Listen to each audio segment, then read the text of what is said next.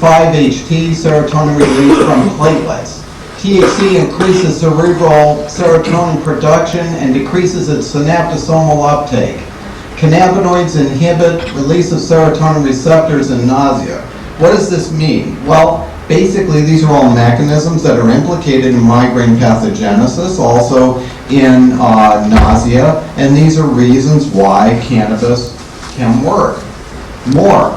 Cannabinoids potentiate serotonin 1A and inhibit serotonin 2A activity. These, in turn, will explain why these are the mechanisms that a biochemist searching for a treatment approach to migraine will look for these. If it is an agonist, it stimulates the 1A receptor, it's good at the time for headache. If it blocks the 2A receptor, it's good as a preventive for migraine, and apparently THC and cannabis can do both. Anandamide, which is an endogenous cannabinoid, we all have it in us. That's how cannabis works. It resembles endogenous cannabinoids. Anandamide inhibits serotonin release and ketanserin binding. Ketanserin is something that is selective on the 2A receptor. And this goes on and on and on. I don't want to take too much time with this because this is medicalese, and there are only a few people here that will really take this to heart and say, now I'm convinced. But quite seriously, if you were to take my paper and show it to someone who is versed in this language, I think it would be compelling evidence. And if you have a legislator that would be willing to look, the same applies there. So let's just go through. Inflammatory mechanisms. We all know that inflammation is at the root of a lot of different kinds of pain, and there are many reasons why cannabinoids are helpful in this regard.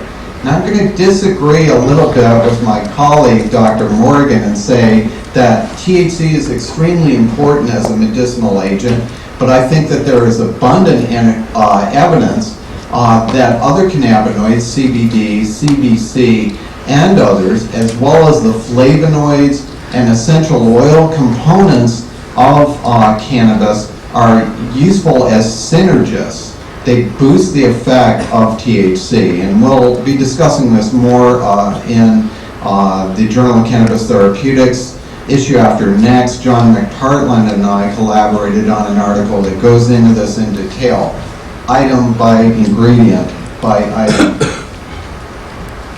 One interesting thing about the anti-inflammatory effects of cannabis is it does this without producing gastric hyperacidity, meaning that most anti-inflammatories cause ulcers. Okay? There's no evidence that chronic cannabis use leads to ulcers. In fact, there is evidence that it's cytoprotective, that it helps prevent ulcers. Specifically, these are essential oil components. Essential oils are the things that make cannabis smell. If we had THC here, it doesn't smell particularly. But eugenol and alpha-pinene and caryophyllene are all aromatic components of cannabis with anti-inflammatory effects. And additionally, we know that the endocannabinoid system in the brain works in parallel with an endogenous opioid mechanism. Basically, we have two interesting plants. We have opium that relieves pain. We have cannabis that relieves pain, and it was only lately that it was discovered that we have natural opioids, natural cannabinoids, and that's why these things work. They act in concert. Cannabinoids given with opioids reduce the side effect of the opioids. So less constipation, less nausea, and on and on. What's glutamate? Thank you, Ethan. Okay, glutamate. Glutamate is a big thing right now in terms of cytotoxicity. If there's certain conditions like head injury or stroke that cause cell death in the brain because of too much glutamate, which is a stimulatory neurotransmitter. There have been lots of efforts to block glutamate, but most of the drugs are too heavy duty. They're like ketamine. They're dissociative anesthetics. You don't want to be totally comatose from your treatment. Now, the amazing thing about cannabis is at doses that are low enough to not cause any impairment, there is a glutamate blocking effect, and it is unique in this regard. Now, okay, so you got through the biochemistry, you saw it, you're not blinded by the science. Practical considerations. I have spoken or had write to me several hundred people with migraine that have had experience with cannabis, and I feel confident in saying that their success rate has been about 80%. And this includes both symptomatic relief, meaning at the time, or preventive use of very low doses. As we've said, oral dosing is impractical in acute migraine. If a person is nauseous and vomiting, they can't get the medicine in.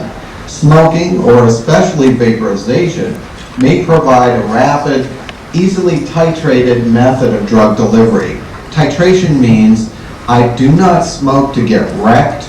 Rather, I use enough to treat my symptoms so that I can continue to study or work or whatever it is. And again, smoke byproducts may be reduced or eliminated through the use of vaporizers, sublingual tinctures, or other technologies. Now, again, about what I was saying before, this is a quote recently from Raphael Mechoulam, who was the first to synthesize THC. He's talking about something called the entourage effect, or what I like to call cannabis synergism. This type of synergism may play a role in the widely held but not experimentally based view that in some cases, plants, it should be, are better drugs than the natural products isolated from them. Here we have the cannabis chemicals. And again, delta-9 THC up here is an excellent medicine, but it is not the whole story. I'm going to sneak back. You don't need to see that. I have in my hand some THC, but this is in the sanctioned form. This is Marinol. Now, I had a slide. Unfortunately, it wasn't made up in time. Can everybody see this? Cameras, closing up. What we've got is a bunch of fish eggs here, and that's why I call Marinol the caviar of prescription medicines. We've got here the 2.5 milligram. This is Sevruga, $3.92 an egg. Or if you took it 3 times a day, that would be $353 a month. Okay? Then, higher grade, 5 milligram. This is Beluga. This is $6.75 an egg, or it would be $608 a month. Then there's my favorite, 10 milligram, salmon. This is $17.25 an egg, or a whopping $1,553 a month. So, if you're lucky enough to have a doctor that will write your prescription, why don't you go ahead and bankrupt your HMO?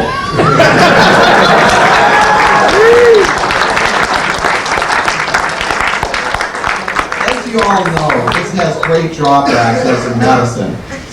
Because it's converted in the liver to 11-hydroxy THC, a lot of people get too high, even on the lowest dose of the fish eggs. But I think that this is a better medicine.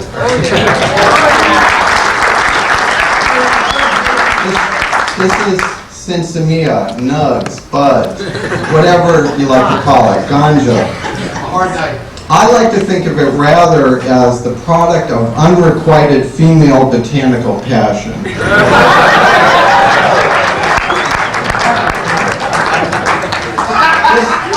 This plant has a unique ability to produce these glandular trichomes. Now, how's that?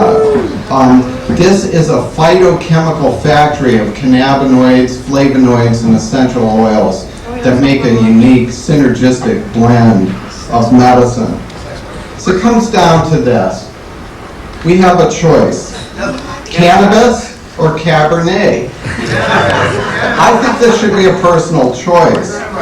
Now, to compare them with